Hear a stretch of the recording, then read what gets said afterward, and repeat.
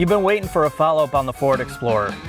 It is now the 25 model year, so Ford has admitted they needed to make some changes to this. And if you watched our first video, you'll know that we had some serious problems with this vehicle as something that was going to be a family machine. They did not sweat the attention to detail, and now we're hoping they fixed it. So let's talk about some of the changes. They have a ton of wheel options. That's a good thing. I think there's like 7 different wheel options. The exterior is, is much different depending on your trim level, whether you go to the Platinum or the ST, the grille changes. But what you're most interested in is, did they fix the interior? And I would like to say yes. Now, while it is not perfect, it is a massive update. They've improved the soft touch materials. It does not look like they spent 3 cents on each single part of this interior where it's gonna fall apart or it feels like really, really hardcore cheap plastics. So the dash layout has been changed largely to add some fabric. The audio system has been updated, and the major change here is this is the first model that's moved to their new infotainment. Now they have Ford branding, but what it really is Android Automotive, like many brands are doing. They've skinned it or forked it to their specifications. It's Android 12. And what this has allowed them to do is get rid of that horribly bandwagony Tesla portrait display that they had before that was just, really, it wasn't up to par. So now you have a landscape style screen, and it frees up so much real estate for a wireless phone charger. Storage is much better. It feels like a much more cohesive, competitive package, and it just feels better for it. And I think the things that you really love about the Explorer are here. It's a great 3-row. It's a rear-wheel drive platform, which Jack's going to talk about in the shop. The storage and the armrest, the door pockets, the center console are tremendous. There's a ton of legroom in the second row, and the third row is also usable. With the seats down, this is a great family hauler.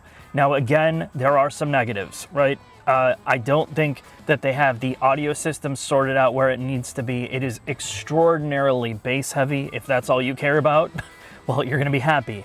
The other thing is there is attention to detail that's still not here. Some of the panel fitment is not the greatest. Like kick plates come off super easy. There's little tiny things that I know they're gonna sort out, and I know they've also improved their factoring quality stuff that's going on, because this is built in Chicago, of all places, our home area. So I'm glad to see the improvements here. It does make a big deal, but we're gonna go into the shop. Jack's gonna talk about some of the technical stuff, and we're gonna take it for a drive and see if they fix the mechanical issues. In the shop with the 2025 Ford Explorer. Now we're underneath an ST, but we will be talking about what they've done to this vehicle as a whole in this section of the video. For 2025, as we already talked about, this is a mid-cycle refresh, which means mechanically, it's largely all carryover. It's still built on the CD6 architecture, which is their rear drive platform for the Explorer. They moved away from a front wheel drive architecture. It got better packaging, better driving dynamics. It tows more than it used to. And honestly, it's a much better looking vehicle, and it just drives better overall. When this vehicle first came out, there were tons of QC issues, lots of chicken shit problems. As time has progressed, as we've talked to a lot of our friends who are mechanics that work on these things, both in the fleet, so for police cars as well as just regular vehicles, the issues are fewer and farther between, and that's honestly what they needed. This is a super important vehicle for Ford, and a lot of their early issues were flat out unacceptable. Now, when it comes to drivetrain options, you get 2. The 2.3 liter turbocharged 4-cylinder, which is essentially out of the Mustang, obviously with different exhaust and intake, different calibration, that makes 300 horsepower, or you can get it as a 3-liter twin-turbo V6, which is an option in the Platinum trim, but comes standard in the ST. It makes 400 horsepower and 415 pounds of torque, and that is on premium fuel. However, you can run it at 87, which makes less power. It's like 5% less. Honestly, whether that horsepower delta is worth it and the power curve is worth it to you is entirely up to your discretion. Honestly, in a vehicle like this, you could probably just run an 87. The ST gets unique suspension tuning. The spring rates in the front are about 10% higher. Rears are about 8. It gets bigger sway bars. The dampers are retuned. The steering's recalibrated, and obviously the drive mode calibration reflects the fact that it is an ST product. ST, in the case of the Explorer, does not make this a sports car. However, it is meant to be a vehicle that you can still get a bit of joy out of while driving. Most 3-row SUVs are essentially penalty boxes, and that is not the case of the Explorer ST. And honestly, it doesn't compromise ride that much.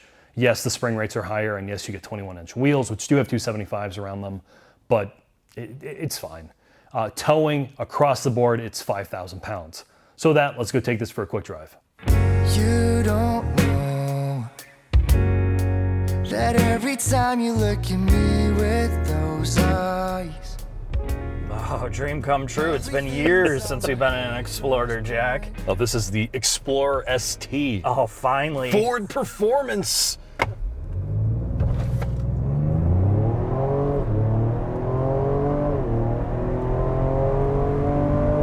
Can you get me some air? Can you get me some air?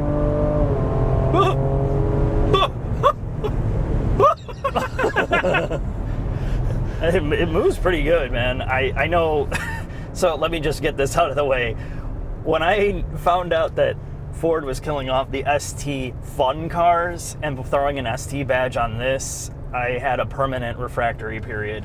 I thought to myself, here we go, another cash grab trying to cash in on enthusiasts. And while I think they should have named this something else, I think they did a pretty good job delivering on turning a 3-row into something that's somewhat engaging to drive, which makes sense why they sell the hell out of these. There are so many of these on the road, and I know they discount them. I know it makes it easier to get, but can you name another 3-row in this price point that moves like this, that has the agility, rear-wheel drive platform? No, I can't. Basically, all of the, I use this term, I overly use this expression, but most 3-rows, if you're a family man or woman, are penalty boxes. They all are soulless appliances. While this is not a sports car by any means, it is quick. It's 0 to 60 in the low 5s. You can get this as a rear-wheel drive. If you're like that one cop out in one of the Sunbelt states and you pull the ABS module, you can drift this thing. Yeah. Like, it's surprisingly fun. When I mean fast, Jacob and Yuri use this term, dad fast. Yeah, right. If you haven't been in like V8 muscle cars or really quick sports cars before, this is going to feel really, really quick. This is the thing, like you talk about. This is your do everything car, right? You need the family hauler that has to do everything, somewhat be engaging to drive. Clearly you're not going to be ripping this thing around, but its ability to move, given its weight and its size, is surprising to me.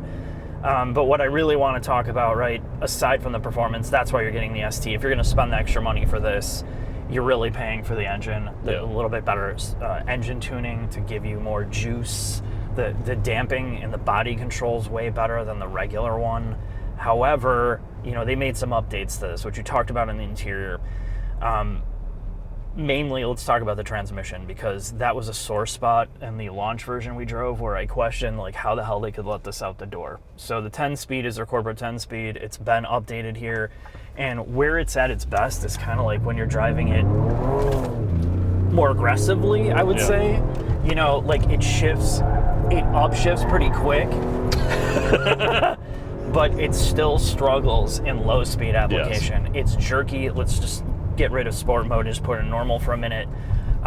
When you're at that low RPM state where you're cruising around, you still get jerk shudders when you apply like quarter throttle. It has a hard time. Yes, it does some gear hunting. It sometimes will like jerk you upshift or jerk you downshift, but I don't notice it when you're like 50% throttle or more. And when you're just foot to the floor, it's far more consistent. And it's very quick to upshift. It is. So again, like, what do you want from this? Do you want it to be that like comfortable daily driver? I think that's where it doesn't do as good of a job. But if you want to be able to whip this thing around, clearly, I think, it's got a lot going for it in this segment. And I'm not going to be as hard on it as I was, when we first drove the original. I think it has improved, which it should improve. Otherwise, they should have killed this thing off. Ride quality, despite the 21s, I mean, you don't have some crazy... What is it? Just a hint of understeer? Yeah. Of course, this isn't something you're going to be drifting around. It's not for that. But, I mean, it's still, given its weight and proportions, it is surprisingly It's a lot more fun. direct and engaging to drive than you would expect for a 3-row. Ride quality... It's not on the firmer side. It's on the firmer side, but it's not harsh. It isn't questionably bad. All right, there are 3-row SUVs that are questionably bad riding and have really horrific body control. Yeah. This isn't that way. You have a lot of luxury bullshit on the inside. Fuel economy is average. Yeah, like 20 miles per gallon. With us driving. Yeah. Blue Cruise is their hands-free thing, which is subscription, which is, I know I talked about in the interior space.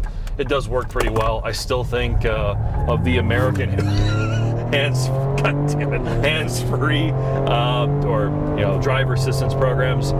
Chevy Super Cruise is probably still a little better, but there isn't a Chevy 3-row that isn't $70,000 that I think that is as fun as this to drive. This is far more nimble than like a Tahoe. Oh yeah. I mean, again, that's why you're buying the ST, is you want that edge. I want to ask you this because people are going to what 3-row would you buy? This is $62,000. So like base MDX, Telluride, you can get a Pilot, you get a CX90. If you were that person that wanted a soulful SUV, what would you buy? Dude, I can't answer that because it's so difficult to answer that question because a 3-row is supposed to be the family hauler. Yes. Right? Like, you're not driving like we just did. And the reality is this is not a sports car. No. You know what I mean? Like, when we argue about the Cayenne and the Macans, like, okay, those are sports cars masquerading around with an SUV badge. They're still performance cars first. This is like trying to tack on some performance where when we drive it hard, it's not rewarding. Let's be fair. You can go fast, you can take some turns, but it's not fun, it's not rewarding, and you would do it a couple times and get over it. So for me, that part of it would wear off, and I'd rather just go to an SUV that I know is going to work. So you go back to things like the Pilot, the MDXs, the Telluride has just amazing box on wheels in terms of packaging. It's a boat, right? Like, that's what I would skew towards in a 3-row. But you don't prioritize the dynamic part in a 3-row. I don't think it's as important. The CX90 tries to do that as well, but it rides way worse than this. Yes. Like, the CX90 is supposed to be that. I would take this driving over a CX90. Yeah, I would. If the CX90 could kind of drive like this, but have the CX90 everything else, you know. But again, I'm going to skew towards just the reliable staples of doing the 3-row formula well and throw out the performance thing. But it's here. It does it pretty well, but it's pretty much, it's not going to change your life. Let's just put it that way. All right, Mark. So now let's head into the final thoughts. All right.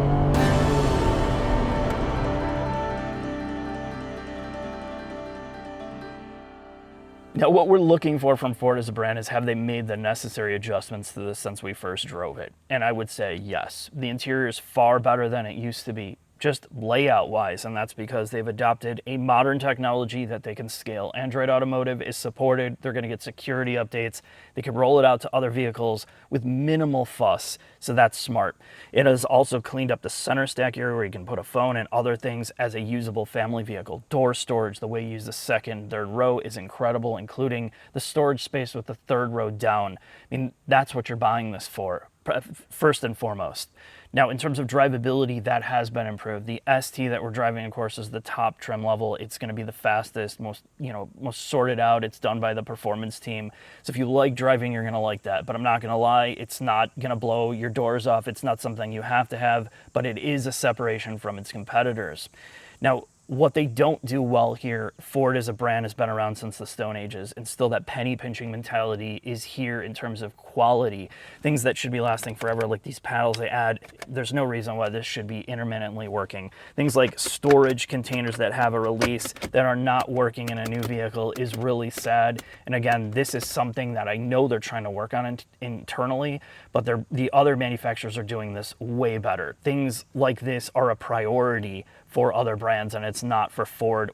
The other X factor, and I hear this a lot, is this is a massive fleet vehicle. The Explorer is sold to every single police department and public works team across the United States, so they're everywhere in terms of fleet, so it makes it feel far less special than something like a Telluride, or in some cases a Pilot, or the Highlander from Toyota.